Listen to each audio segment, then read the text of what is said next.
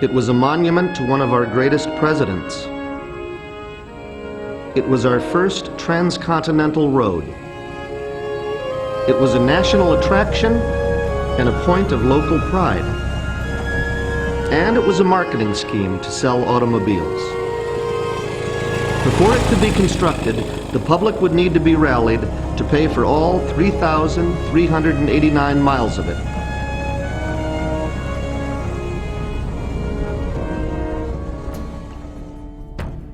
In 1912, automobile travel in America relied on a disparate potpourri of dirt and paved roads. Only 7% were improved above the level of dirt path, and often were not connected in any useful way. Just across the country in a car was considered an adventure worth writing about.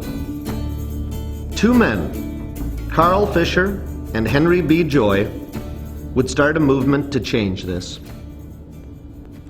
Carl Graham Fisher was a man used to getting things done. Before the days of the all-electric car, his Prestolite company made carbide headlights for night driving. An entrepreneur and an adventurer, he opened the Indianapolis 500 Speedway in 1911. In September of 1912, he held a dinner party for his manufacturing friends and fired their imaginations by proposing a coast-to-coast rock highway. The project to be paid for at the cost of $10 million of individual donations. The road to be completed in time to drive across the country to the Panama Pacific Exposition, taking place in just 2.5 years in San Francisco. Immediately, donations began to pour in. Fisher worked the media, getting newspaper and magazine articles, building the public's enthusiasm for the project. But without the support of one man, Fisher feared it would not be enough. Henry Ford was a national hero, almost single-handedly taking the automobile from an expensive toy to a mass production wonder, largely through the use of the moving assembly line first implemented by Ford in 1913. Unfortunately for Fisher, Ford was also well known for being stubborn and contrary. Living up to his reputation, Ford refused to contribute a cent to Fisher on the principle that, as long as private interests are willing to build good roads for the general public will not be very much interested in building good roads for itself. The project continued to receive donations, but it was becoming clear that without Ford's support, the original concept was not going to carry the day. Something new was needed. That something arrived in the form of a letter, along with a $150,000 pledge from the president of the Packard Motor Car Company. Born the year before Abraham Lincoln was assassinated, Henry B. Joy had a great admiration for the 16th President of the United States. Joy's father, the president of the Michigan Central Railroad, had even hired the young Lincoln to assist him with mergers. Joy, now 38, felt that the $2 million proposed for the construction of the Lincoln Monument in Washington, D.C. could be put to better use and provide a more enduring memorial to Lincoln if the money was used to create good roads for all of the people in his name. It was just the catch Fisher had been looking for. The coast-to-coast rock highway, although an accurate description, lacked the impact and patriotic weight that naming the road after Lincoln would provide. On July 1st, 1913, with Joy as its president and Fisher as its vice president, the Lincoln Highway Association was born. The first order of business was to announce the official route. Everyone assumed that when the route was finally announced, their town or city would be on it. Up until now, Fisher, ever the promoter, had kept the eventual route a secret, rightly believing that excitement would build as each state competed to be on the final route. Fisher believed that proximity to points of interest and large cities should influence the placement of the road. Joy, on the other hand, believed that directness and ease of travel should determine the highway's path. After much deliberation and heated argument, the association made its official announcement to the public on September 14th, 1913. The highway was to be Joy's Highway. It was to be a highway from New York to San Francisco, as direct as practicable considering the limitations by nature in the topography of the country. Unfortunately, the original $10 million goal was only about half met. The plan of private funding was dropped. Joy decided to take Henry Ford's advice and inform the public of the need to provide funding through their government for good roads to be built. As a first step, the association went to work marking the entire route with the red, white, and blue Lincoln Highway symbol. The decision was also made to pave the entire highway in a material used as early as 2500 BC by the Egyptians and later extensively by the Romans. The material was poured concrete, and its use since ancient times was almost unknown. As an example of what could be done with this durable material, Joy began building 1-mile sections of concrete paved roads on portions of the route in most need of improvement. Joy named these sections seedling miles, and he hoped when people experienced them, they would clamor for more to be built.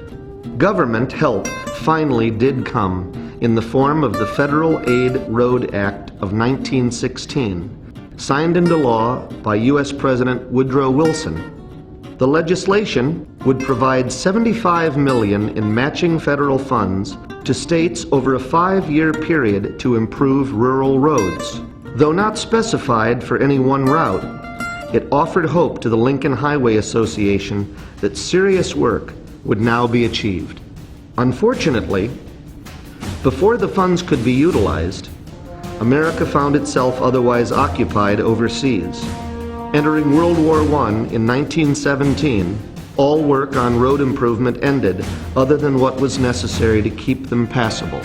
Joy joined the Army as a member of the wartime industrial staff, and Frank A. Sieberling, the founder of Goodyear Tire, became the new president of the Lincoln Highway Association. During the war, the bulk of men and materials moved across country by railroad.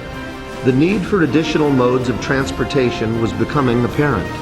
Hauling materials by truck would relieve pressure on the choked rail lines, but better roads would be needed in order to do so. The Great War ended in November of 1918.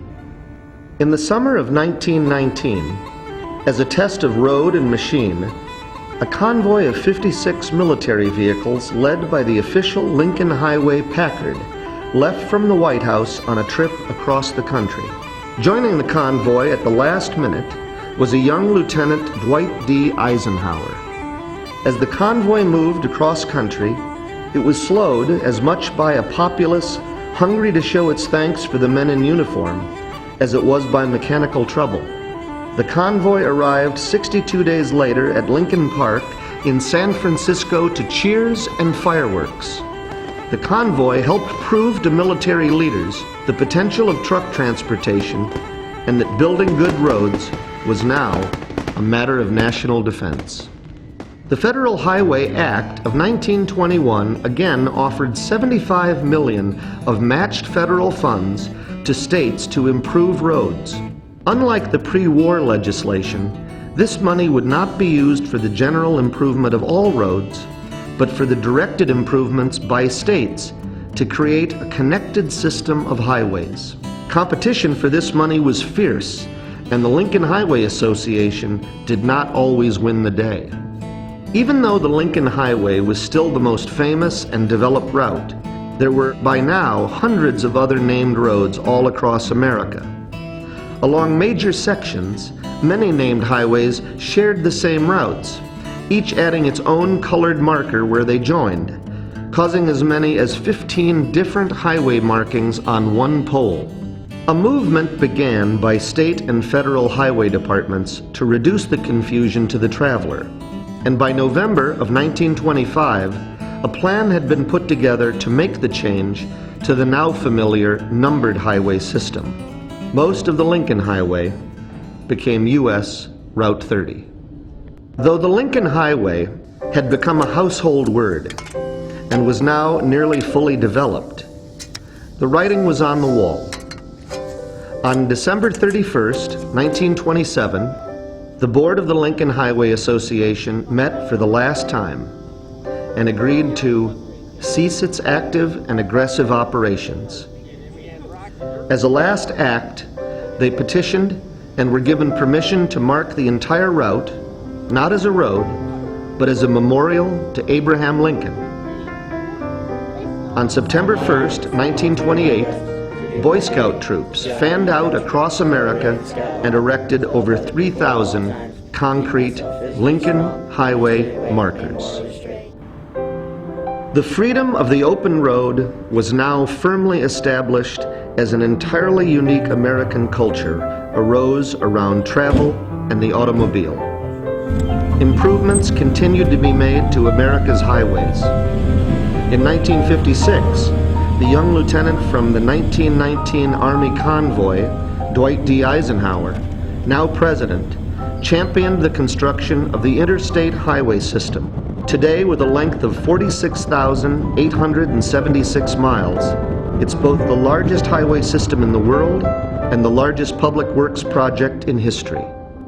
Over the years, the Lincoln Highway faded from national memory, but did not disappear. Thanks to local interests and grassroots efforts, the Lincoln Highway Association was reformed in 1992 to promote and preserve the first great American road for a new generation of enthusiasts.